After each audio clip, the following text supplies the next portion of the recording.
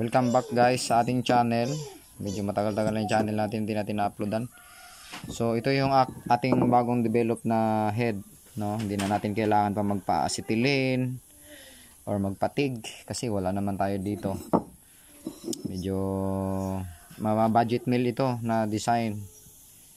So yan, medyo nakikita nyo, medyo umitim lang siya, pero kasi nilagay ko yan siya sa pugon, sa furnace natin. So yan, binuhusan natin siya, nilevel natin dito sa may pinakapitan ng rocker arm bolt, yan sa adjuster. So may purpose po kasi yan kung bakit ko pinakapalan, kasi pag nag-port tayo dito ay maganipis yung yung binabaunan ng valve guide, kaya mangyari may tendency na baka mahugot yung valve guide natin. Pero may mga further na tayo dyan, mga technique para hindi naman mabunot. Kung makita nyo, mayroong mga nagsobra na mga aluminum yan. So may mga lock yan siya.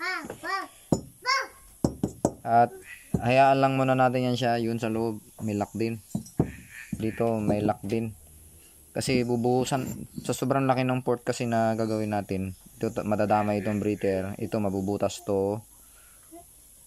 Kaya mangyari ang buhos natin ng aluminum ay hanggang dyan, level dyan. Sarado yan, magiging sarado rin ito. So parang mangyayari, parang magiging solid na ito yung loob, hindi na siya halo. So may nagawa na tayo na ganyan, na nauna dalawa. Pero mas maganda ito kasi yung unang ginawa ko kasi, ito ay epoxy. Yung original binalutan ko ng clear epoxy. And then yung epoxy na yun, may ply yun siya na cotton na tela. So ito pinaka latest, binuhos ko talaga yung molten aluminum dito at mas malapad siya. Kung titignan natin, kaya pumasok dito yung kaya itong i-port na 40 mm. Ito kasi to 30.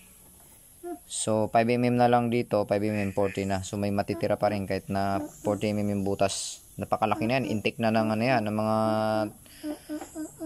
mga 22 horsepower siguro yan, mga 20 horsepower or 18 or 19.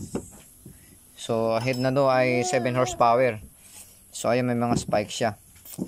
Dito ganitong ginawa natin dito kasi nga para pag port natin hindi mabubutas yung side na ito dito. Yan.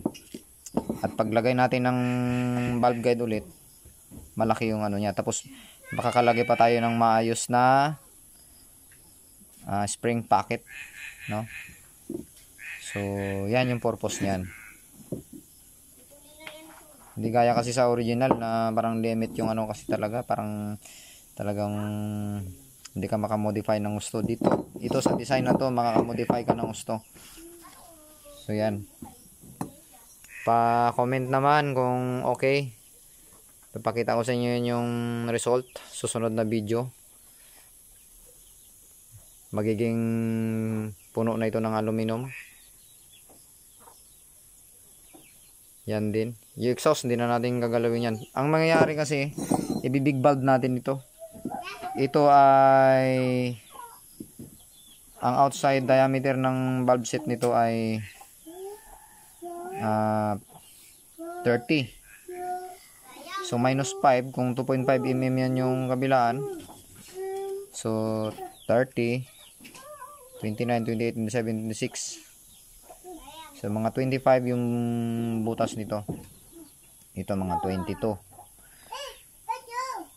So ang ilalagay natin dito, ang i-replace, ang ipapalit natin na valve set ay 35 mm.